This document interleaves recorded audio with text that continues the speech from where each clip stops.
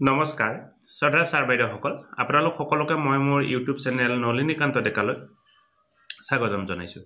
Sir বাইদেউসকল ইতিমধ্যে যেহেতু আমাৰ পৰীক্ষা হ'বৰ কাৰণে গৈ আছে আৰু এই বিষয়ে বিশেষ প্ৰশ্ন পাই আহি আছে, কমেণ্ট বক্সত দেখা পাই আছোঁ যে পঞ্চম শ্ৰেণী আৰু অষ্টম শ্ৰেণীৰ কাৰণে যি কুৱেশ্যন পেপাৰ প্ৰস্তুত কৰা হ'ব সেই কুৱেশ্যন পেপাৰখন কিমান নম্বৰীয়া হ'ব বা তাৰ সিলেবাসটো কি হ'ব সেই বিষয়ে সুধি থকা হৈছে। গতি ভিডিঅ'টোৰ জৰিয়তে সেই কথাখিনি আপোনালোকক ডিটেইলছ ক'বৰ কাৰণে চেষ্টা কৰিম। যদিও মই ইয়াৰ আগতে এটি ভিডিঅ' প্ৰস্তুত কৰিছিলোঁ, হয়তো সেই ভিডিঅ'টোত এই কথাখিনি স্পষ্ট হোৱা নাছিল, সেইকাৰণে নিশ্চয় আপোনালোকে এই প্ৰশ্নখিনি উত্থাপন কৰিছে।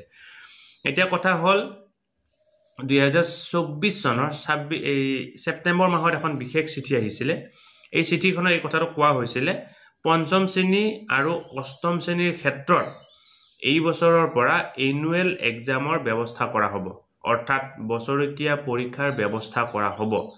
আৰু যেহেতু এনুৱেল এক্সামৰ ব্যৱস্থা কৰা হ'ব, আমি আমাৰ শিক্ষাৰ সময়ত নিশ্চয় আমি যেতিয়া এনুৱেল এক্সাম দিছিলোঁ, এনুৱেল এক্সামত কি হৈছিলে গোটেই হোল চিলেবাছ কভাৰ কৰা হৈছিলে।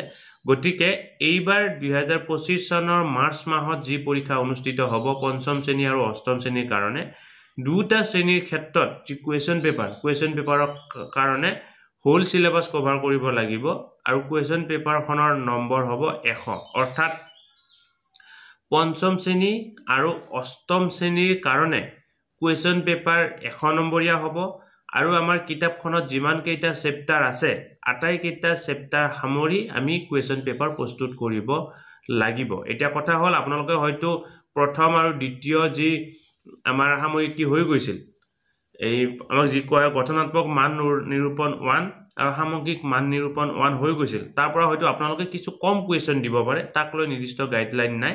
কিন্তু এজ এ হোল কুৱেশ্যন পেপাৰখন এই 100 নম্বৰীয়া হ'ব লাগিব আৰু গোটেই কিতাপখনৰ চিলেবাছ কভাৰ কৰিব লাগিব। গতিকে শ্ৰদ্ধা ছাৰ বাইদেউসকল নিশ্চয় আপোনালোকে এই কথাখিনি বুজি পাইছে।